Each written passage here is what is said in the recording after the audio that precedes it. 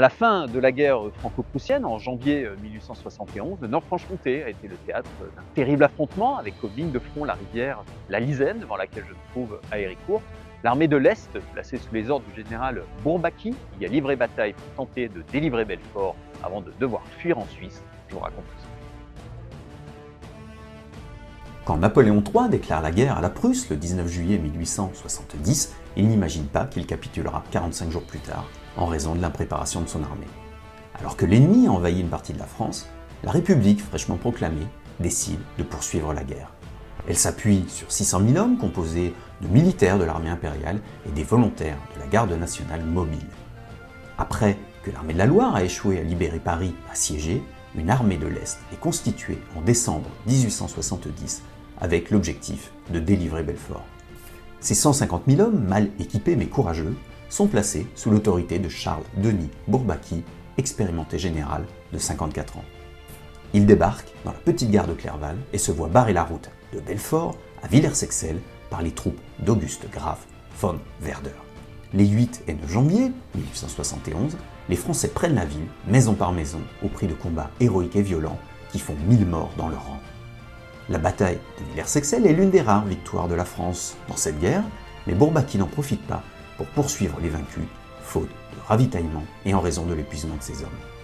Quand ils prennent la direction de Belfort 3 jours plus tard, l'armée prussienne a pu se réorganiser et a reçu des renforts. Ces 50 000 hommes logent dans des bâtiments réquisitionnés quand les 140 000 Bourbaki dorment dehors par moins 20 degrés. Surtout, von Werder a installé une ligne défensive de 20 km allant de Montbéliard à Frayé, avec Héricourt comme point fort, en suivant le cours de la Lisenne, dont la majorité des ponts sont détruits et les autres minés.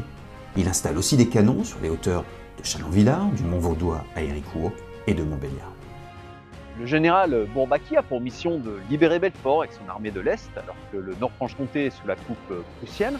Après leur victoire à Villers-Sexel, les Français s'approchent d'une ligne de défense renforcée, longeant la Lisenne de Montbéliard à Frayé et Châteaubier, qu'ils vont essayer de percer en plein hiver, à l'occasion de la bataille d'Héricourt.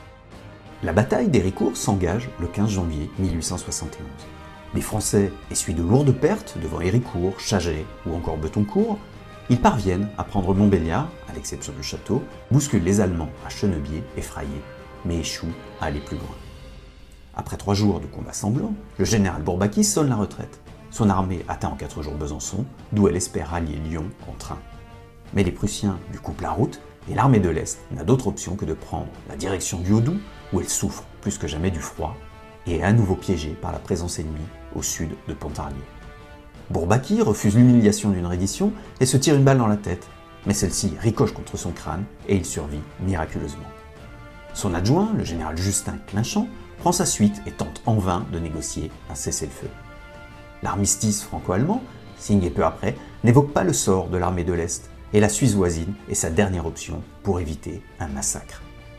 Clinchamp obtient l'asile pour ses troupes dans le cadre d'une convention stipulant qu'elles seront désarmées et internées.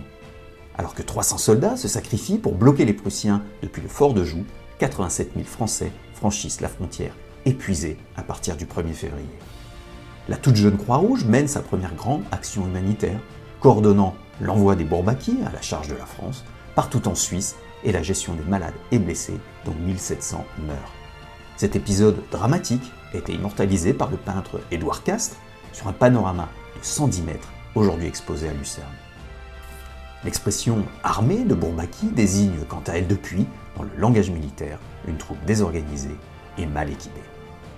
La bataille d'Héricourt, qui n'a pas laissé de traces le long de la Lisenne, est commémorée par de nombreux monuments dans le Nord-Franche-Comté, comme ici à Héricourt.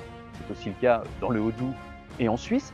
L'armée de l'Est n'a pas réussi à délivrer Belfort, qui a dû résister seule, tandis que Serré de Rivière, concepteur du futur système de défense face à l'Allemagne, servait aux côtés de Bourbaki.